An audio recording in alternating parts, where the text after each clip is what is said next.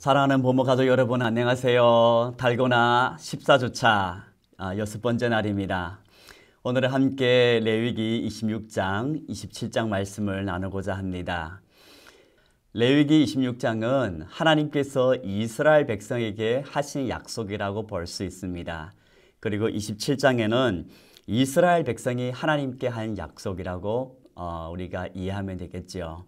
26장에서는 크게는 두 가지 내용을 다루고 있습니다. 그러니까 축복과 저주, 하나님의 말씀을 따랐을 때에 따르는 복과 하나님의 말씀을 순종하지 않았을 때에 따르는 저주, 화라고도 표현할 수 있죠. 하나님의 말씀은 언제나 선한 것입니다. 하나님은 선한 것을 우리에게 주시기를 원합니다. 하나님이 기준이요. 하나님이 우주 만물을 창조하신 창조주이십니다. 때문에 하나님께서 인간에게, 사람에게 가장 선한 것이 무엇인지를 알고 계십니다. 하나님께서 이스라엘 백성을 사랑하기 때문에 하나님의 말씀을 주시는 것이죠. 그래서 이 말씀을 따라 살면 복은 그냥 저절로 따라오는 것입니다. 반면에 하나님이 명하지 않는 것, 하나님이 금하신 것을 할 때에는 그것은 화가 저절로 따라가는 것이죠.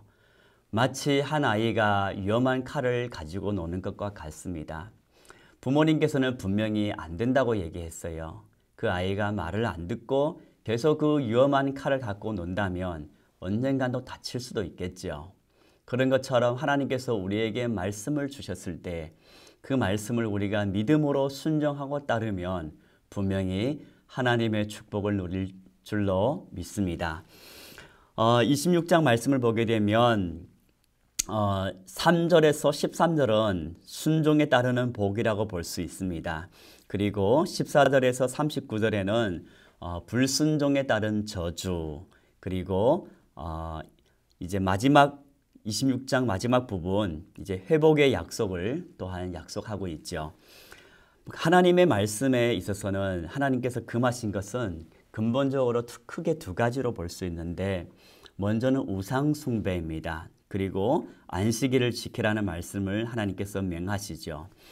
우상 숭배를 하고 안식일을 안 지킬 때에 당연히 그것은 하나님으로부터 온 이제 저주를 받게 됩니다. 그러나 반면에 말씀을 지키고 안식일을 지키고 우상 숭배를 금지하게 되면 하나님께서는 비와 풍년의 축복을 주신다고 말씀하셨죠. 그리고 평화와 안전의 보장도 주십니다. 공동체의 번영도 허락하십니다. 그리고 하나님의 임재 속에 살게 되는 것이죠. 이토록 하나님께서는 하나님의 백성들을 사랑하시고 그들과 함께 하기를 원하고 그들이 번성하고 그들에게 좋은 것을 주시기를 원합니다. 반면에 이제 하나님의 말씀을 떠나 살 때에는 7가지 재앙이나 임합니다. 보게 되면 일반적인 질병과 기근, 또한 전쟁에서의 패배, 뿐만 아니라 심각한 가뭄과 굶주림, 심각한 흉년이 임합니다. 그리고 세 번째 단계에 있어서는 들짐승들의 공격도 받습니다. 그리고 네 번째 단계에서는 전쟁으로 말미암아 전염병과 기근이 이제 임하게 되고, 마지막에는 이제 전쟁의 포로로 잡혀가게 됩니다. 그래서 이스라엘 백성들이 우리 역사적으로 볼 때도 나중에는 바벨론 포로가 되는 것이죠. 하나님의 말씀을 떠났을 때 말씀이 그대로 임합니다. 하나님의 백성들이 늘 말씀 안에 거하기를 원합니다. 말씀이 구속인 것 같아도 말씀이 보루가 됩니다. 말씀이 우리를 지킵니다. 우리가 말씀을 지키기보다 말씀이 우리를 지킵니다.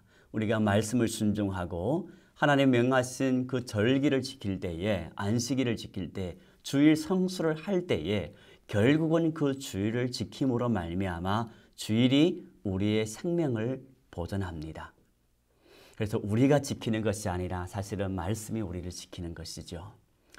때문에 오늘 하루도 우리가 말씀을 받으면서 이 하루도 나 또한 어떻게 살아가야 할지, 첫째 날에도 말씀드렸지만 말씀을 귀찮게 여기고 번거롭게 여기기보다 정말 말씀이 달고 고소한 나의 영혼의 양식, 나를 지키는 하나님의 방편이라는 것을 기억하면서 이 말씀을 소중히 여기고 순종함으로 복을 얻는 저와 여러분 되기를 소망합니다.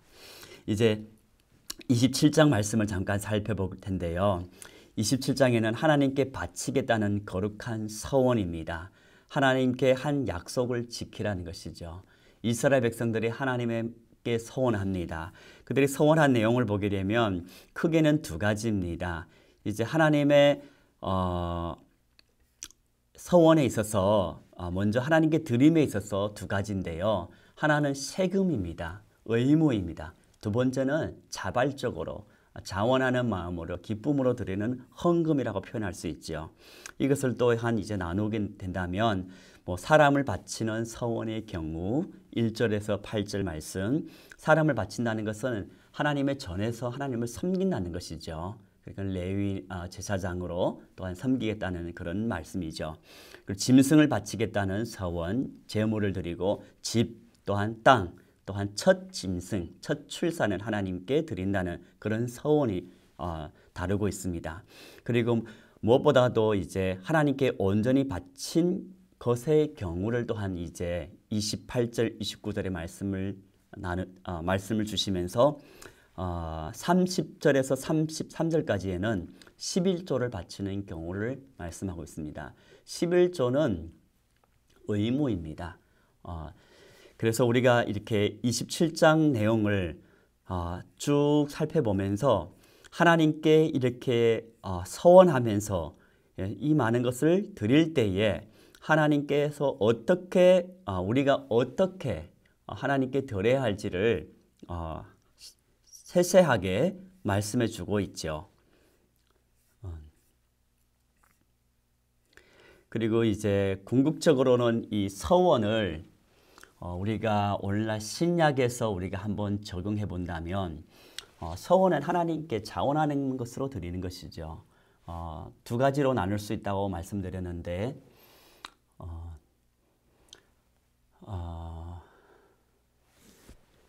의무적으로 드리는 것들이 있고 자원해서 드리는 것들이 있습니다.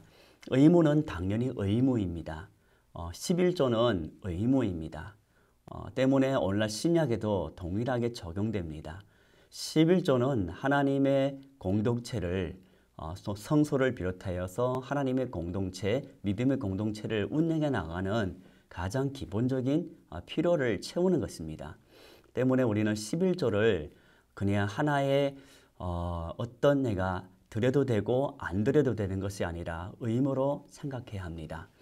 우리 한국교회는 참으로 헌금에 있어서는 다른 어떤 민족보다도 훌륭하다고 저는 개인적으로 생각합니다. 어느 나라 가도 이렇게 11조와 봉사와 헌금에 열심을 내는 민족은 없는 것 같습니다. 때문에 하나님께서 우리의 민족을 또한 이렇게 축복하고 하나님께서 큰 은혜를 주시지 않았나 또 생각도 해봅니다. 그런가 하면 이 서원은 레위기 17장에서 하나님의 백성이 하나님께 자신을 바치겠다는 의미를 담고 있거든요. 이 서원은 결국은 하나님께 대한 자신을 온전히 드림으로 말미암아 이 전체 레위기 27장과는 참 어울리는 그런 내용입니다. 그래서 27장 내용을 하나님 앞에 서원해서 드리는 이 내용들을 보면서 우리는 한 가지 결단을 해야 되겠죠. 우리의 삶은 하나님께서 구별하였습니다. 우리의 생명도 하나님께서 우리를 구원해 주시고 구별해 주셨습니다. 우리는 제사장의 나라여 거룩한 백성입니다. 때문에 우리의 삶 또한 구별하여서 하나님께 드려야 되겠죠. 내 주변의 사람들이 그렇게 산다 해서 나 또한 그렇게 살아서는 안 됩니다. 심지어 믿음의 공동체 안에서도 누구나 다 연약할 수 있습니다. 형제의 연약한 모습을 보면서 나도 저렇게 해도 괜찮지 않을까라고 생각할 수도 있겠지만 그럼에도 불구하고 나 또한 나라도 하나님 앞에서 이 하루 보다 더 구별된 삶으로 말미암아 형제에게 본이 되고 또한 공동체의 본이 되어서 하나님께 영광 돌릴 뿐더러 또한 형제에게도 본이 되어 그 연약한 형제가 나를 보면서 그도 힘을 내고 용기를 낼 수 있는 그런 삶을 살아간다면 우리는 정말 비로소 복된 삶을 살고 있는 것입니다. 이 하루도 우리의 가정에서든 우리의 직장에서든 우리의 신분을 숨길 수는 없지만 숨길 수도 없겠거니와 특별히 직장에서는 숨기지 않고 우리가 하나님의 거룩한 백성으로서 그 사명을 감당하고 그에 걸맞는 삶을 살아가는 저와 여러분 되었으면 좋겠습니다. 하나님께 소원하여 나의 삶을 전체를 주님께 드립니다. 주님, 나의 모든 것을 받아주시옵소서. 나의 시간과 나의 물질과 나의 관심, 나의 취미, 심지어 나의 모든 것을 주님께 드립니다. 받아주시옵소서. 기쁨으로 드리기를 원합니다. 하나님 사용만 해주십시오. 주님께 쓰임받음이 나의 기쁨입니다. 이렇게 고백하면서 이 하루 하나님의 영광을 위하여 먹든지 마시든지 하나님을 기쁘시게 하는 저와 여러분 되기를 다시 한번 예수님의 이름으로 축원드립니다. 오늘 하루도 승리하십시다. 화이팅! 감사합니다.